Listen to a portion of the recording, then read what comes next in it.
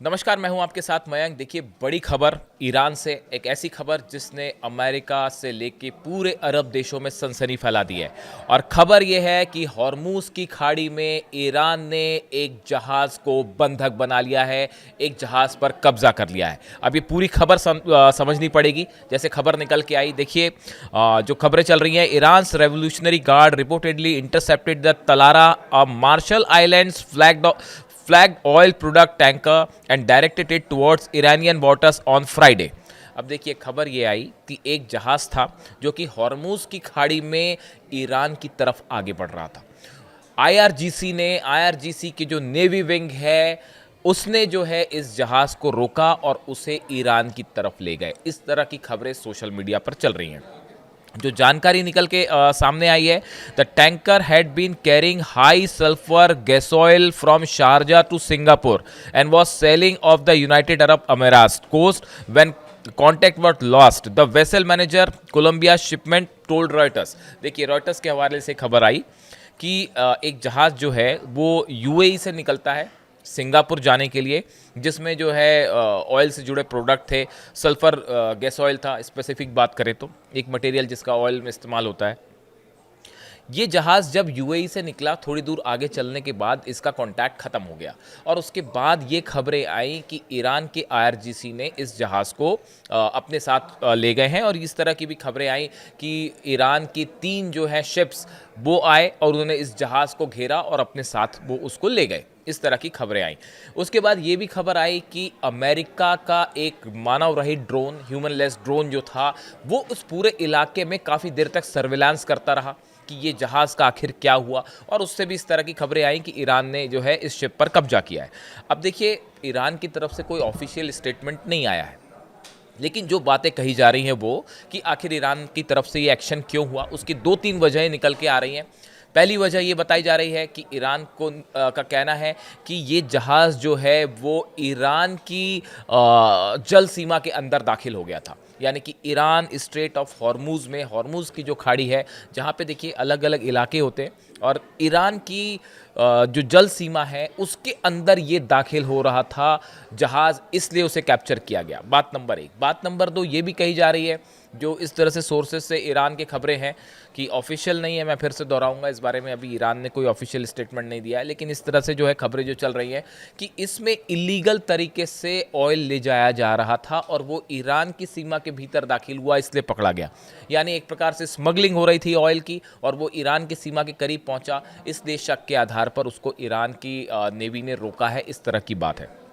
देखिए, कई चीज़ें हैं। अभी हाल ही में अमेरिका ने कई कंपनीज़ पर प्रतिबंध लगाया है और इस तरह के आरोप लगे हैं कि ये ईरान के मिसाइल प्रोग्राम को मदद कर रही हैं, ईरान के ड्रोन जो बनाने का पूरा प्रोग्राम है इसमें मदद कर रही हैं। गौर करने वाली बात है, इसमें कई देश हैं, चाइना के भी कई इसमें जो है लोग शामिल थे और कंपनीज़ हैं जिनके ऊपर बैन किया गया।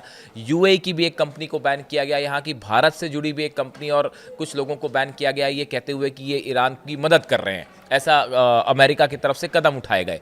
तो कुछ लोग इसको उसके रिटेलिएशन की तरफ भी देख सकते हैं कि ईरान का कहना ऐसा है कि जब आप हमारे मदद करने वाले लोगों पर बैन लगा सकते हैं तो हम भी आप पर बैन लगा सकते हैं। और इस लिहाज से जो तीसरी बड़ी वजह सामने आ रही है कि इस लिहाज से जो है वो ईरान की तरफ से ये जवाब दिया गया है, टिट फॉर टैट का जवाब दिया गया है। देखिए, अब एक बात ये इसमें गौर करने वाली है कि ये हॉर्मूज की खाड़ी जो है वो इतनी महत्वपूर्ण क्यों है, इसको समझना होगा। और पहले भी कई बार ईरान की तरफ से ये कहा गया है कि अगर अमेरिका की तरफ से हमले होते हैं या इसराइल की तरफ से हमले होते हैं या किसी तरह के ज़्यादा सैंक्शंस लगाए जा सकते हैं, तो उसके बाद ईरान की तरफ से बड़ा कदम उठाया जा सकता है और स्ट्रेट ऑफ हॉर्मूज को ईरान सीज कर सकता है, इसको यहाँ पे जहाज़ों की आवाजाही पर रोक लगा सकता है। अगर ईरान ने ये कदम उठाया तो बड़ा नुकसान होगा पूरी वर्ल्ड इकॉनमी को। और इसकी और क्यों इससे अमेरिका घबराते हैं, क्यों यूरोपीय देश इससे घबराते हैं या इजराइल इतना परेशान होता है जब भी ये खबर आती है कि ईरान जो है स्ट्रेट ऑफ हॉर्मूज पर बैन लगा सकता है। देखिए, हॉर्मूज की जो खाड़ी है वो फारस की खाड़ी को ओमान की खाड़ी और आगे अरब सागर से जोड़ती है। ये बात समझनी होगी, जो हॉर्मोज की खाड़ी है ये फारस की खाड़ी को ओमान की खाड़ी और आगे अरब सागर से जोड़ता है।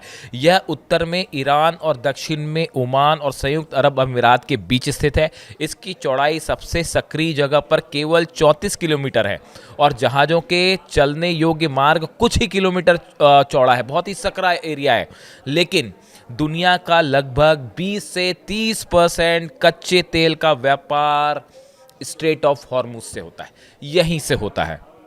प्रतिदिन माना जाता है कि करीब 20 से 21 मिलियन बैरल ऑयल और उससे रिलेटेड प्रोडक्ट यहां से गुजरते हैं। अब आप सोचिए, अगर स्ट्रेट ऑफ हॉर्मुज पर ईरान कब्जा कर ले, पूरी दुनिया में तेल की सप्लाई पर बहुत बड़ा असर होगा। ऑयल प्राइसेस आसमान छूने लगेंगे, पूरी दुनिया में हाहाकार मच जाएगा इकॉनमी में। इसीलिए ये कहा जाता है कि इस बात को लेकर वेस्ट और अमेरिका, इजराइल इतने कॉन्शियस रहते हैं कि अगर स्ट्रेट ऑफ हॉर्मुज पर किसी तरह का कब्जा कर लिया, ईरान ने पूरी तरह से उस पर बैन लगा दिया जहाज़ों के निकलने को लेकर, तो इससे ऑयल प्रोडक्ट्स जो है, ऑयल की कीमतें आसमान छूने लगेंगी। अब देखिए, ये कई सारी चीज़ें होती हैं जिनको आपको जोड़ के देखना पड़ेगा। एक के बाद एक अमेरिका जो है वो उन कंपनीज पर बैन लगा रहा है जो ऑयल व्यापार करती हैं ईरान के साथ, खासकर स्नैपबैक सैक्शंस लगने के बाद। कुछ लोगों पर, इंडिविजुअल्स पर, कुछ ऐसी कंपनीज पर जो है वो बैन लगाने की लगातार कोशिश चल रही है जो ईरान के मिसाइल कार्यक्रम से जुड़ा प्रोडक्ट सप्लाई करती हैं या उससे जुड़ा सामान सप्लाई करती हैं या जिसका इस्तेमाल ईरान जो है वो अपने मिसाइल या ड्रोन का प्रोग्राम को लेकर करता है। मैंने अपने पिछले वीडियो में बनाया था कि मिसाइल बनाने का काफ़ी सारा सामान जो है वो चाइना की तरफ से 2 बड़ी खेप पहुंची ईरान में, जिसको लेकर इजराइल की तरफ से चाइना से बात भी की गई और चाइना ने जवाब दिया कि जो प्रोडक्ट हम सप्लाई कर रहे हैं इस पे किसी तरह से इंटरनेशनल लॉ के तहत इस पर बैन नहीं है। हम वो ईरान को सप्लाई करते हैं, उसके बाद ईरान उसका क्या इस्तेमाल करता है वो ईरान जानेगा, बट हम कोई भी इलीगल मटेरियल सप्लाई नहीं कर रहे। और जिस तरह से खबरें आई यूरोपियन इंटेलिजेंस एजेंसीज की तरफ से, जो खबरें आई कि ये बड़ा सामान जो चाइना से शिप के ज़रिए ईरान पहुंचता है, उससे ईरान का मिसाइल कार्यक्रम तेज़ी से आगे बढ़ रहा है।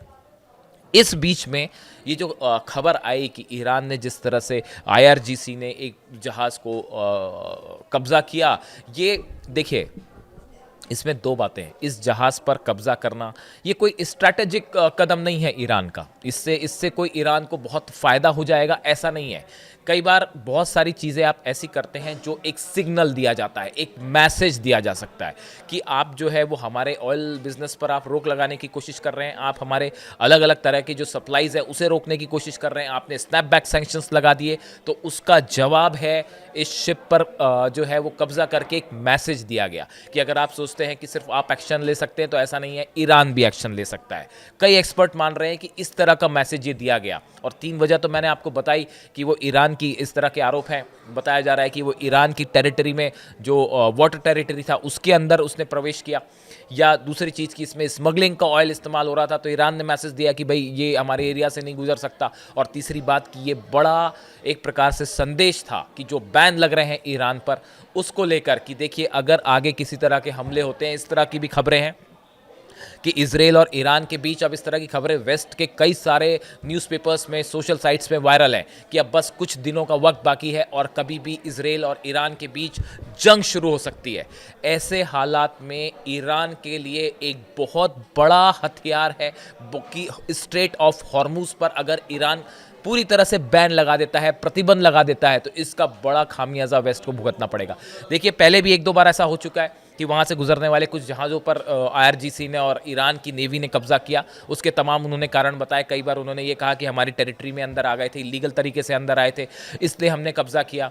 कई बार ऐसे भी उदाहरण सामने आए हैं कि अमेरिका के वॉरशिप जब इस एरिया में आगे आने की कोशिश की या आगे आए तो ईरान की एयरफोर्स ने उन्हें पीछे धकेल दिया। इस तरह की भी खबरें आई थी, ऐसा एक वीडियो मैंने भी बनाया था पहले।